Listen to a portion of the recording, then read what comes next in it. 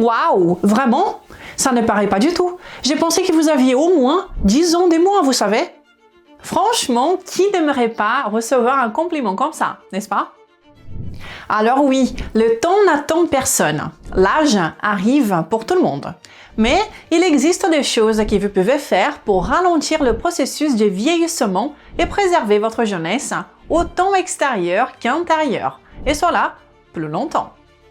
Et ici, je ne parle pas de vous gaver des compléments exotiques, ni des crèmes miracles, ni des procédures technologiques sophistiquées.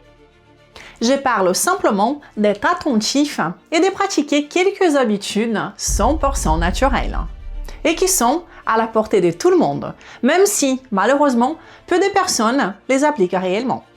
Alors laissez-moi vous expliquer quelles sont ces habitudes et comment nous pouvons, en quelque sorte, freiner le vieillissement et profiter d'une vie plus jeune, plus longtemps.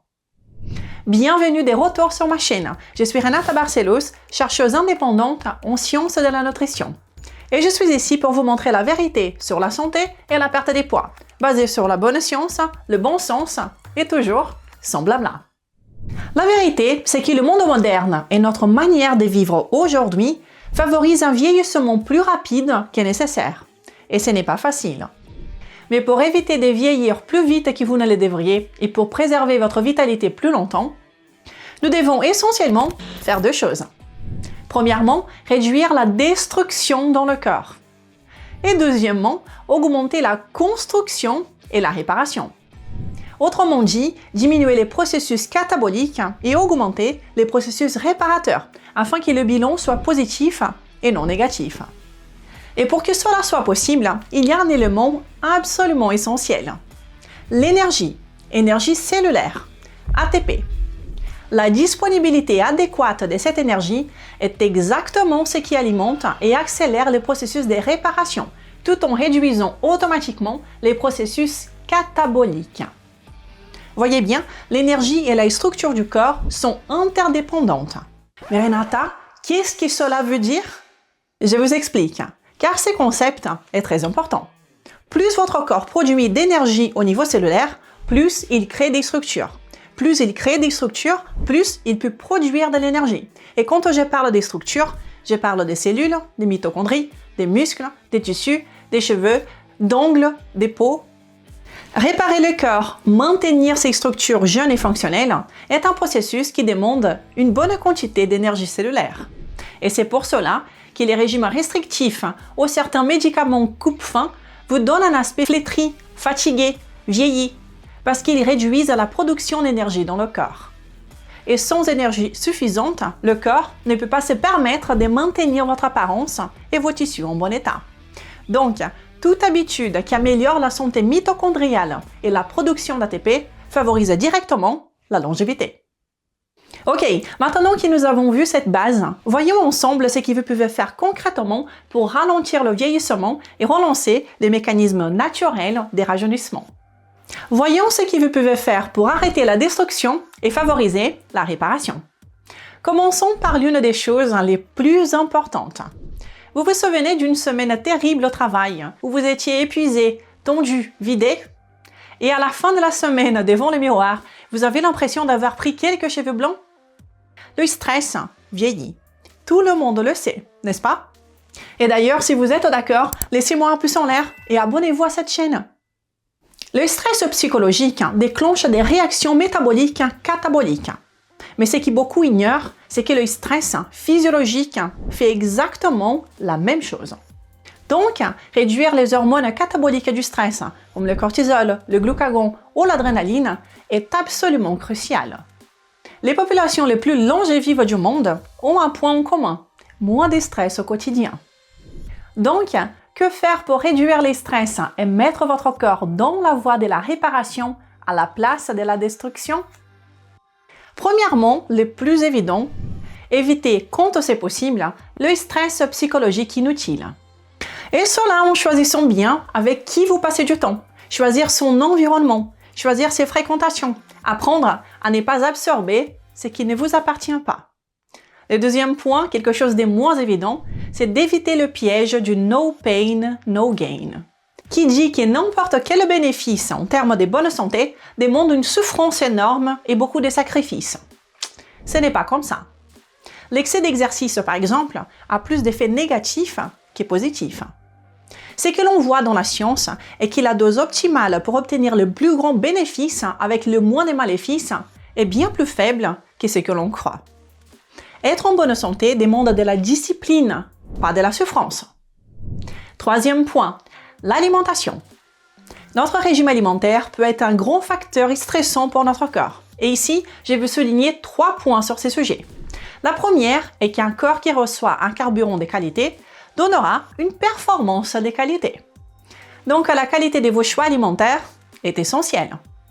Ensuite, si vous ne consommez pas suffisamment de calories, votre corps rationne l'énergie et ne la distribue pas au processus de réparation comme il le pourrait. Alors, souvenez-vous, la réparation dans le corps requiert de l'énergie, une belle peau, des cheveux forts, un bon sommeil, une bonne humeur, de la créativité, une hydratation naturelle de la peau. Eh bien, tout cela, mes amis, requiert de l'énergie. Il est donc crucial que vous mangez suffisamment. Autrement dit, évitez les régimes restrictifs. Évitez aussi de vous affamer pour maigrir. Troisième point. Forcer le corps à brûler des graisses comme carburant, en coupant les glucides par exemple, cela peut paraître beau en théorie, mais cela va mettre votre corps automatiquement dans un état de ralentissement métabolique et d'économie d'énergie. Pour maximiser, au contraire, la production d'énergie dans le corps, la génération d'ATP dont nous parlons ici, les 3 macronutriments sont nécessaires en quantité adéquate. Il est même possible, en réalité, de brûler davantage des graisses corporelles en mangeant des glucides en abondance qu'en les supprimant. Donc, en termes d'alimentation, vous devez simplement manger une quantité suffisante d'aliments de haute qualité dans une proportion adéquate. D'accord? Je vous parlerai davantage de quoi manger à mesure que nous voyons les autres points. Ok? Mais gardez en tête que réduire les stress psychologiques et physiologiques est l'une des choses les plus puissantes que vous puissiez faire pour votre longévité. Continuons maintenant avec d'autres éléments qui favorisent aussi la longévité et la vitalité. Augmenter la fonction thyroïdienne. La thyroïde est la pédale de production d'énergie dans le corps. Plus elle est active, plus d'énergie est produite. Et mieux votre corps est alimenté et maintenu. Bien sûr, en dehors des conditions pathologiques comme l'hyperthyroïdie, qui a ses propres problèmes. Ce que vous recherchez ici, c'est un TSH à 2 au moins et un T3 total entre 1,3 et 1,6 nanogrammes par milligramme si possible. Ce qui réduit de manière éprouvée la fonction thyroïdienne est bien la restriction calorique, la restriction des glucides, le stress, les exercices épuisants. Des choses qui beaucoup de choses font en pensant améliorer la santé, n'est-ce pas? Les glucides, par exemple, sont essentiels à la conversion de l'hormone inactive T4 en hormone active, la T3, dans le foie, par exemple. Donc, si vous testez votre thyroïde, demandez toujours le T3 total. Parce que souvent, on ne mesure que le TSH et le T4. Mais c'est le T3 qui indique réellement le rythme auquel tourne votre métabolisme. Ensuite, vous voulez aussi une production et une conversion hormonale adéquate. La testostérone chez l'homme, la progestérone chez la femme et d'autres hormones importantes. Ce sont des gros marqueurs de santé et de longévité. La bonne nouvelle, c'est qu'en corrigeant la base de l'alimentation et les habitudes de vie, vous pouvez réguler tout cela sans avoir besoin, dans la majorité des cas, des suppléments ou des médicaments. Et tout cela parce que le corps fait des choses incroyables quand il reçoit ce dont il a besoin. C'est aussi ce que j'enseigne en pratique dans mon programme pas à pas, accélérateur Maigrir définitivement. Avec l'alimentation que nous construisons là-bas qui prend tout cela en compte, des changements remarquables peuvent se produire de façon 100% naturelle. Si cela vous intéresse, consultez le lien dans la description accélérateur-md.fr. Point suivant, absolument crucial, l'intestin. Dites-moi si ce n'est pas vrai. Quand l'intestin va mal, on se sent mal, sans énergie, irritable, de mauvaise humeur, n'est-ce pas? Rien ne va. L'intestin est en quelque sorte le contrôle des frontières de votre corps. Il décide ce qui entre, ce qui sera absorbé dans notre système et ce qui est éliminé. La majeure partie du système immunitaire se trouve dans cet organe. Il est connecté au cerveau, au cœur et à d'autres organes. Il est pratiquement impossible d'avoir une santé métabolique solide avec un intestin perturbé. Donc, pour freiner le vieillissement, il est essentiel de restaurer et maintenir la santé intestinale. Les problèmes peuvent aller de la dysbiose, qui est un déséquilibre des bactéries qui vivent, à l'inflammation, à l'irritation et la hyperperméabilité. Avec un intestin problématique, vous n'absorbez pas correctement les nutriments de votre alimentation, par exemple. Vous pouvez même être carencé, même si vous mangez bien. Mais voilà, il n'existe pas de solution magique pour améliorer l'intestin. Mais il existe de bonnes pratiques. Une alimentation peu irritante et bien tolérée est fondamentale. Si vous avez des gaz, identifiez les aliments déclencheurs.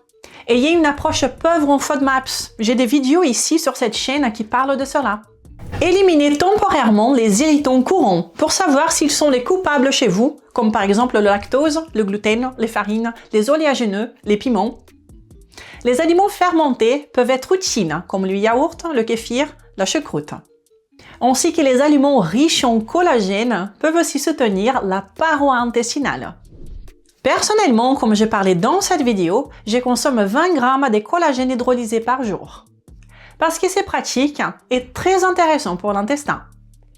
Donc, calmez votre intestin et observez le regain de vitalité que vous pouvez avoir. Ensuite, maintenez ou développez votre masse musculaire avec des exercices naturels, sans excès. Les muscles est un grand marqueur de longévité, donc il est très important de donner une bonne attention à vos muscles. Parce que ce sont aussi vos muscles qui vont vous permettre de vivre en autonomie beaucoup plus longtemps. Ensuite, maintenez une bonne circulation lymphatique et sanguine, avec des marches quotidiennes, même 15 petites minutes, pas des marches actives, sans courir, juste en bougeant votre corps normalement. Et encore, exposez-vous davantage aux éléments naturels et moins aux artificiels. Exposez-vous plus souvent au soleil, à la terre pour vous décharger, à l'air libre. Marchez pieds nus sur les sols naturels. On se sent si bien de marcher sur le sable, l'herbe. Essayez aussi de réduire l'exposition aux champs électromagnétiques. Limitez donc les écouteurs sans fil. Réduisez aussi le Bluetooth constant.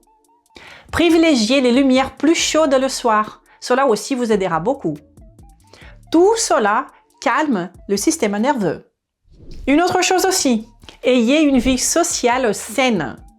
Et cela veut dire de passer plus de temps avec ceux qui vous énergisent et moins avec ceux qui vous drainent. Faites aussi davantage ceux qui vous aimez. Tout cela augmente la production d'énergie cellulaire et réduit par conséquent l'inflammation. Or, l'inflammation freine directement la production d'énergie et donc favorise le vieillissement, qui est justement ce que nous souhaitons éviter. Comme vous le voyez, il existe une série d'habitudes 100% naturelles que nous pouvons appliquer pour sortir des statistiques actuelles. Presque la majorité des gens sont déjà chroniquement malades.